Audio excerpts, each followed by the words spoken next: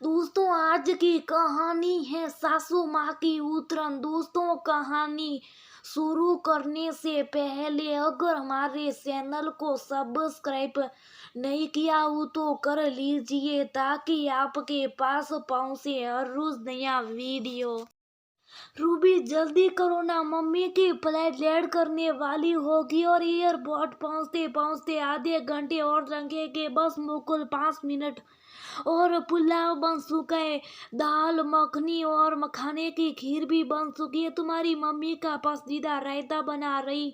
इतने दिनों बाद आ रही अमेरिका से। मुकुल और रूबी अपने छोटे से फ्लैट में रहते थे। मुकुल इंजीनियर था, रूबी पार्टी प्लानर थी, साथ ही आगे पढ़ाई भी कर रही थी।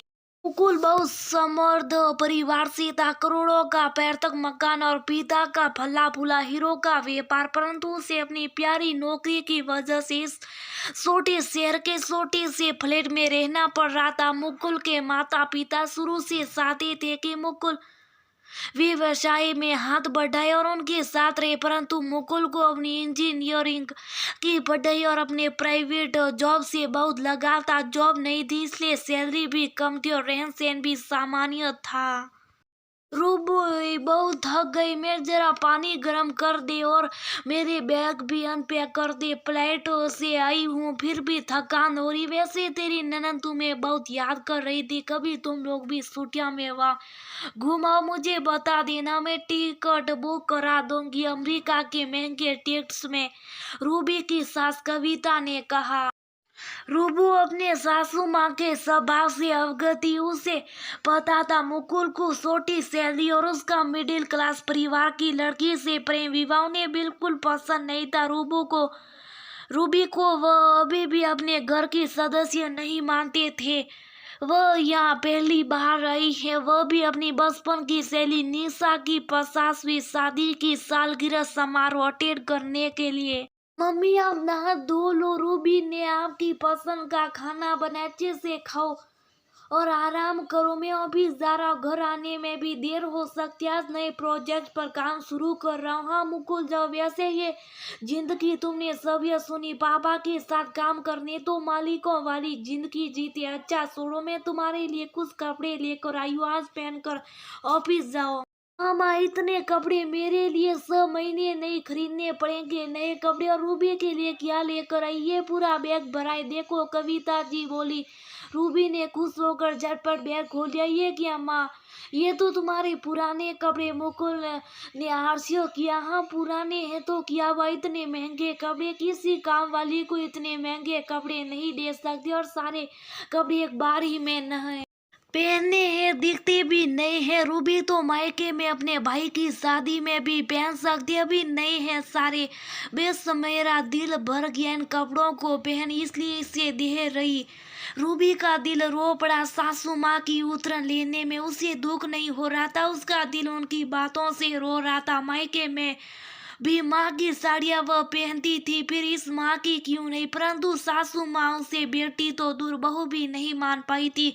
रूबी का मिडल क्लास का होना और खुद के दौलत की घमंड उन्हें आदर्श सास बनने से रोक रहा था। अपनी माँ के दिए संस्कार को तवज्जो देते हुए रूबी ने बिना किसी प्रतिक्रिया के मुस्कुराते हुए उन कपड़ों को स्वीकार कर लिया।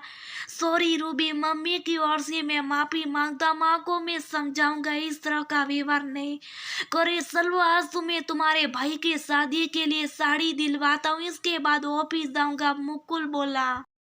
मुझे पता है कि उनकी आंखों पर दौलत की पट्टी पड़ी है, साथ ही आपसे नाराजगी भी है जिससे वह रिश्तों की कदर भूल गई है। उनकी बहू, उनकी भी जिम्मेदारी, इस बात का उन्हें एहसास नहीं है। वैसे आप ऑफिस जाओ, हम शादी की शॉपिंग बाद में कर लेंगे। रूबी झूठी मुस्कान के संग बोली। मुकुल ऑफिस चला गया और रूबी सासू माँ का खाना परोसने लगी। रूबी, तूने बहुत स्वादिष्ट खाना बनाया, पर मेरी काम वाली तो बिल्कुल रेस्टोरेंट जैसा खाना बनाती है। 24 घंटे की काम वाली लगा रखी है, बस एक आवाज दो हाजिर रहती है। कुछ दिन मेरे पास आकर रहो, देखो हम कैसे रहते। तुम्हें लोग यहाँ हो। मुकुल अकेला भाई और तुम्हारी ननद विदेश चली गई है, हम दोनों पति पत्नी इतने बड़े बंगलों में अकेले रहते हैं। रूबी मुस्कुराते हुए उन्हें रायता परोस रही थी। शाम के चाय के बाद कविता जी अपनी सहेली के यहाँ जाने को तैयार होने लगी। वहाँ मम्मी जी, आप तो इस वेस्टर्न ड्रेस और इस ज्वेलरी में बहुत सुंदर लग रही। रूबी ने अपनी सजी धजी सास को देख बोला, हाँ, तुम्हारे ससुर जी ने गिफ्ट किया था ये बेशकीमती हीरो का हार, और ये ड्रेस तेरी ननद ने खरीद दी है। आज पहले थी फिर तो ले लेना, क्योंकि किसी ड्रेस को मैं एक से ज्यादा बार नहीं पहनती। अच्छा, मैं निकलती हूँ, जब मुकुल आ जाए तो तू भी आ जाना। मेरी सहेली ने अभी भी फोन किया है तुम्हें साथ में लाने को। मुकुल के इंतजार में मुझे देर हो जाएगी, जरूर आना। देखना कि ऐसी पार्टी दी है मेरी पक्की सहेली ने। रूबी क्या पहने की किस प्रकार तैयार होगी, इससे कविता जी को कोई मतलब नहीं था। रूबी जब पार्टी पहुंची तो उसे सुरक्षा महसूस हुआ। बड़ा सा फार्म हाउस, आर्टिफिशियल फॉल, ढेरों खाने के स्टॉल और बनारसी साड़ी जेवरात में सजी औरतें और कुछ मॉडर्न ड्रेस में इतराती महिलाएं, जिसे गौर से देखने पर आंखें सक्का शोध होती थी। ये क्या कविता, तेरी बहू तो वही साड़ी पहनी है जिसे तुमने सारिका के जन्मदिन में पहना था। वैसे बहुत प्यारी है तुम्हारी इकलौती बहू, पर तेरे जैसी स्मार्ट नई ओल्ड मॉडल है तुम।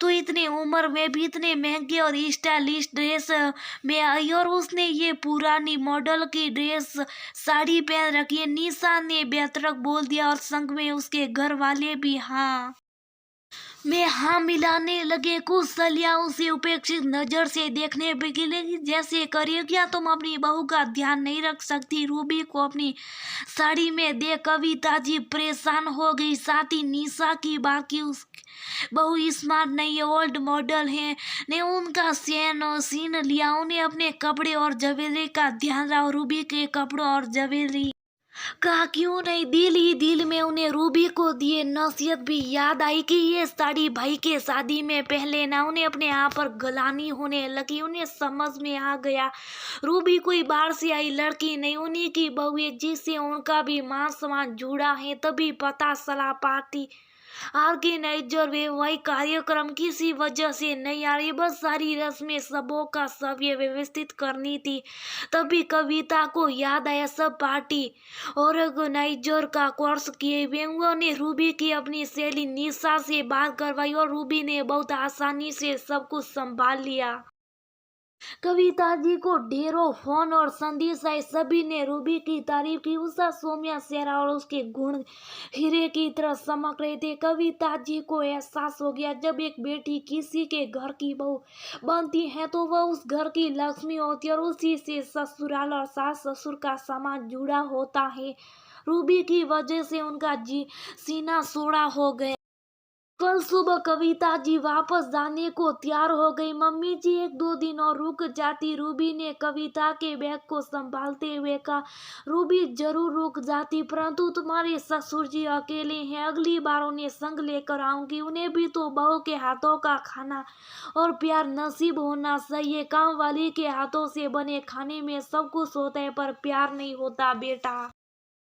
वैसे मैं सोच रही थी इसी शहर में एक ऑफिस ले लूं, जिससे व्यवसाय के साथ तुम लोगों के साथ भी रह सकूं। मुकुल की नौकरी वहां नहीं जा सकती, पर हमारा व्यवसाय तो यहाँ से हो सकता। कविता जी ने प्यार से कहा। मुकुल रूबी की तरफ मुस्कुरा कर देख रहा था। उसे पता था रूबी ने जानबूझकर नई साड़ी होने के बावजूद माँ की पुरानी साड़ी पहन भारती गई थी। वह उन्हें समझना चाहती थी, वह कोई बाहर की नहीं, उन्हीं की बहू है, उन्हीं के परिवार का सदस्य। उसका पहनावा और उसकी इज्जत सिर्फ उसके रूबी लिए मायने रखती, ये उनके कविता लिए भी मायने रखती हैं, और ये बातें उन्हें समझाने में वह सफल हो गई थी। दोस्तों, परिवार में प्रेम बनाए रखने के लिए एक दूसरे का सम्मान करना बहुत जरूरी है, चाहे वह सास हो या फिर बहू। अगर परिवार का कोई व्यक्ति राह भूल जाए तो उसे राह पर वापस लाना भी परिवार की जिम्मेदारी